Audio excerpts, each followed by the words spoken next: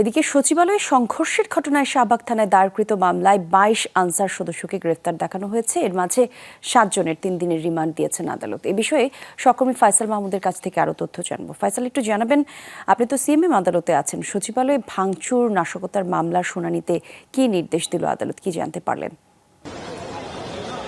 কলি, নতুন করে যে ২২ আনসার সদস্যকে শাহবাগ থানার মামলায় অন্তর্ভুক্ত করা হয়েছে, তারা কিন্তু এর আগে যে শুরুর দিকে সচিবালয়ে ভাঙচুরের ঘটনায় যে ৪টি মামলা হয়েছিল, শাহবাগ, পল্টন, রমনা, এছাড়াও বিমানবন্দর থানায় যে 4টি মামলা হয়েছিল, সেই মামলাগুলোরও আসামি ছিলেন তারা।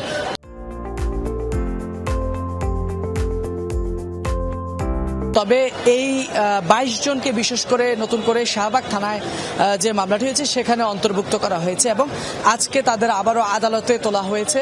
তাদের বিষয়ে সেই ২২ জন থেকে নতুন করে ৭ জনকে আদালত ৩ দিন করে রিমান্ডে পাঠিয়েছেন।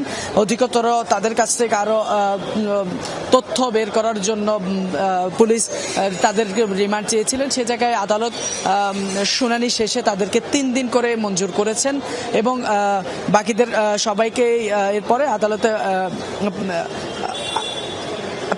পাঠিয়ে দেন আদালত। কিন্তু এর বাইরে, আনসারদের বাইরে আপনি জানেন যে সকালেই কিন্তু বিগত সরকারের বেশ কয়েকজন মন্ত্রী এবং কয়েকজন সরকারি কর্মকর্তা, সাবেক বিচারপতিকেও আদালতে তোলা হয়েছে। সেখানেও কিন্তু নতুন করে তাদেরকে রিমান্ডে না দিলেও কিন্তু নতুন বেশ কয়েকটি মামলায়, একাধিক থানায় তাদেরকে নতুন করে 17টি মামলায় নতুন করে গ্রেপ্তার দেখানো হয়েছে।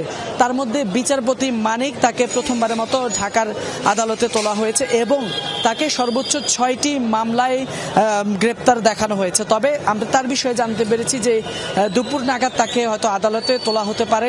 নতুন করে তার যে 6টি মামলা, হত্যা মামলা সবগুলোই, সেই মামলাগুলো হয়তো কয়েকটি মামলায় তার রিমান্ড চাইতে পারেন পুলিশ।